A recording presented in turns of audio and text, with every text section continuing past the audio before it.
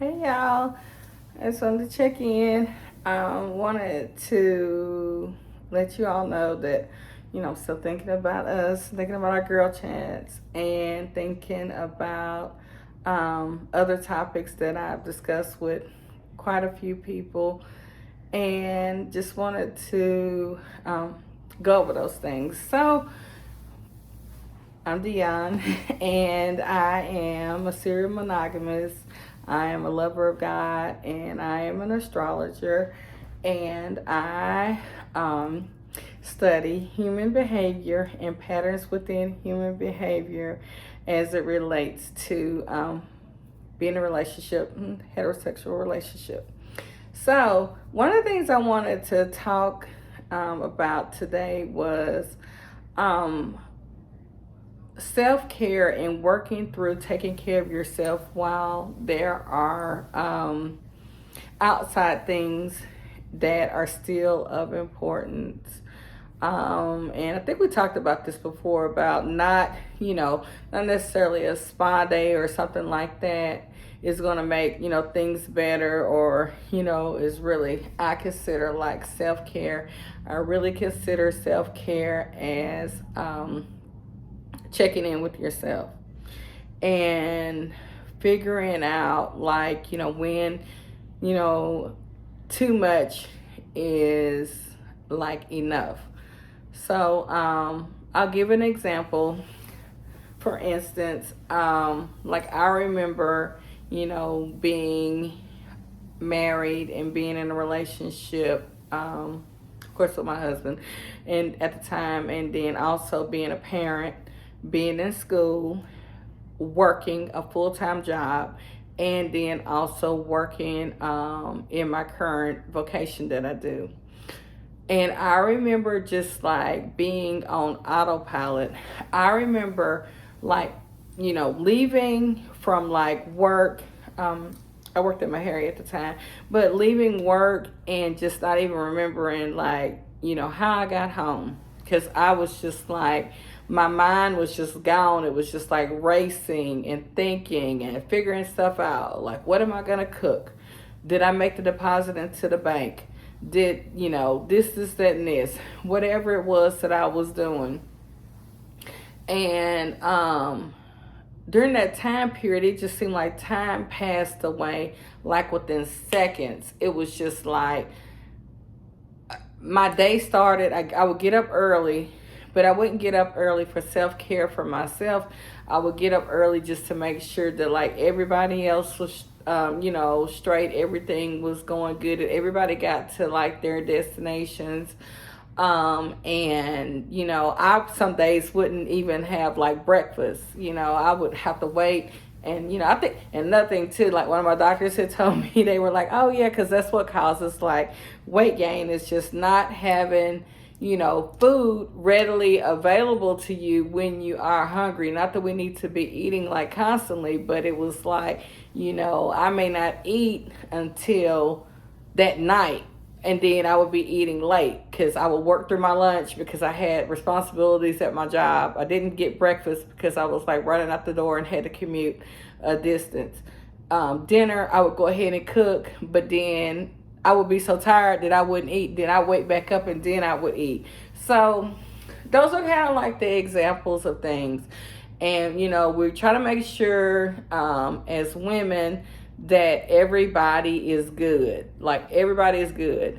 But one of the things that I have felt like has really improved, like, me being overall better and sweeter and kinder in public to other people, is that I have been like waking up a little bit earlier, and during that time period, I pray, or meditate, whatever you all call it, but I pray, and I have my conversations and stuff with God, and I'm thankful and give thanks for everything that's provided to me. And then also I plan out my day, and I plan out how I'm going to be able to do things that are necessary for me to be able to survive. And those things are like, did you get your vitamins? Okay, you need your vitamins. Do you have enough water? Do you have enough stuff for your lunch? This, that, and this. Those are things that later on I know I'm going to be able to do and take some time for myself.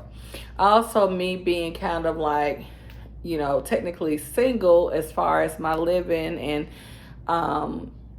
dinner and stuff like that, I try to make sure in order to have time with myself, like I actually sit at my table. Like I don't eat on my couch or eat in my bed or anything like that. I actually go sit at the table. Whether or not I'm having dinner with someone else or not, that doesn't matter, because I am actively, consciously eating dinner, and I am like being mindful, and I'm doing at that time like self-care to myself by being present. Another thing with self-care, it's an ironic cliche, which is mindfulness, because I had listened to an expert about mindfulness. And if you don't know what mindfulness is actually being present in the moment. And I remember I did this training in mindfulness, and so that means that like you're quiet, like I would get quiet, and like you listen to everything and you pay attention to everything. So I'll give you an example. I'm just gonna do like about 10 seconds of mindfulness. Do it with me.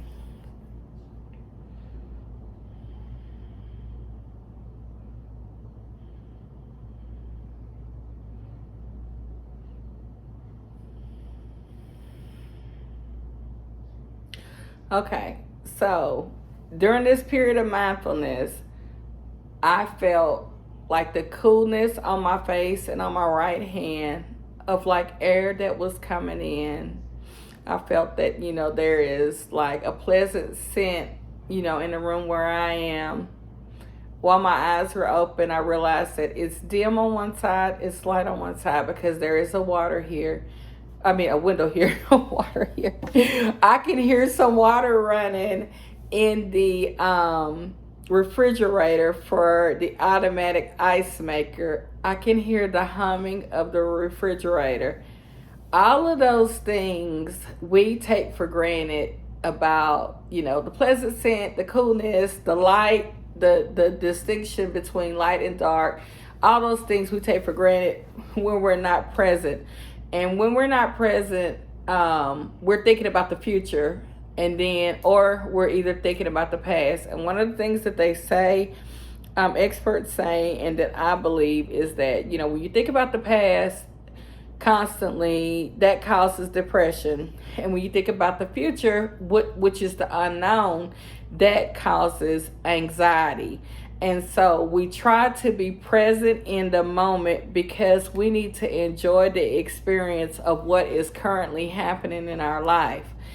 And so when we're having dinner, when we're with our boyfriends, our kids, or whatever, our families, our friends, or whatever, we need to concentrate on mindfulness. And why I say it's an ironic cliche is because actually the experts say mindfulness is really not a necessary name or term for what this is, because during mindfulness you're not supposed to be necessarily thinking and using your mind. You're just supposed to be using kind of like your senses and making sure that you're present. So I would advise for self-care to really, really, really practice mindfulness, practice setting up backup plans to make sure and ensure that you are able to do self-care. I don't believe that self-care is nails, feet, none of that type of stuff. Yeah, maybe a massage or something like that, or getting your hair done. That is not self-care. That is called body maintenance. And another thing we'll talk about down the road, I want my ladies and my friends to stop asking men to get your nails and your feet and stuff like that done, and your hair. You know what I mean? those are essential things or elective things that you need to have funds for. The things you need to be asking for are not those things. You need to be asking for gifts, investments into your business. I mean, stuff like that. You don't ask for your nails and stuff like that, because that stuff is like minuscule. You can go get that done. Nah, stop ask for that. But back to what I was saying.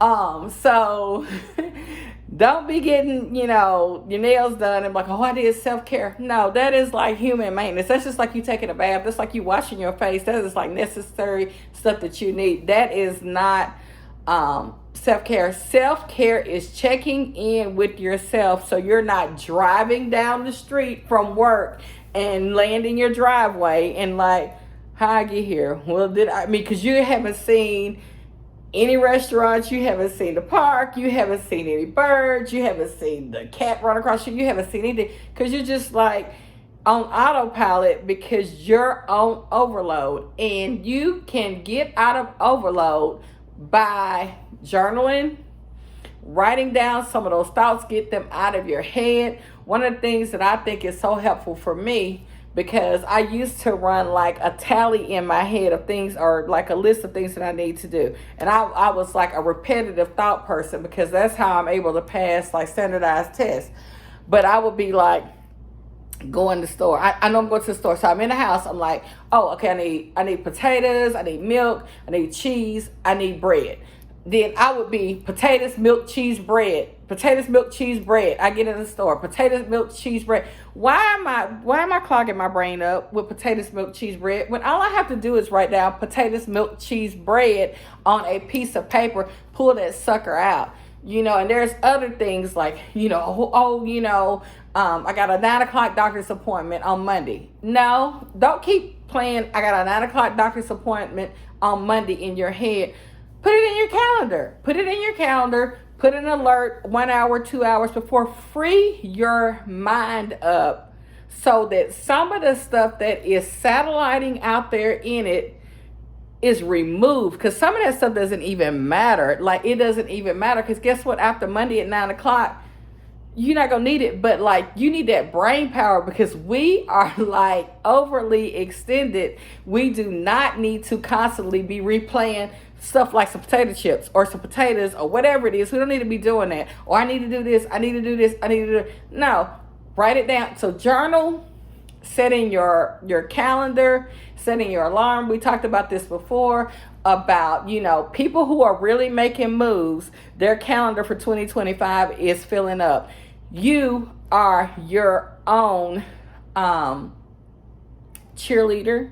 You're your own curator. You're your own everything, right? So like, make your days count. Don't let them be spent just overwhelmed.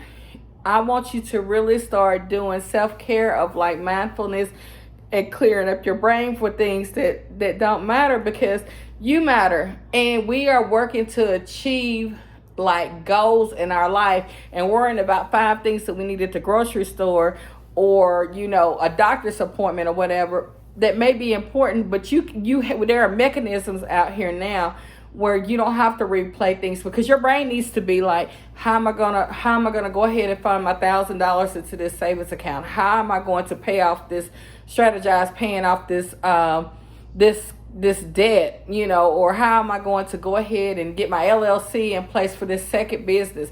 Or what do I need to do for my credit to get, a conventional loan for a second investment property?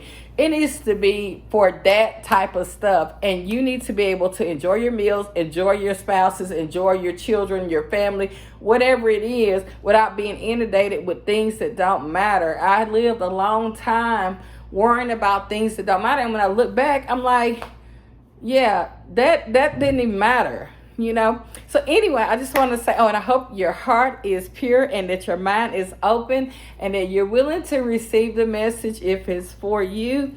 And we're going to also check back in on like what's going on with Venus in Libra. We only have a few more days, and we're working to like get the things that we want and stuff like that. And I know some people are, like, oh, about manifestation, this, that, and this. I believe that greatness is for us.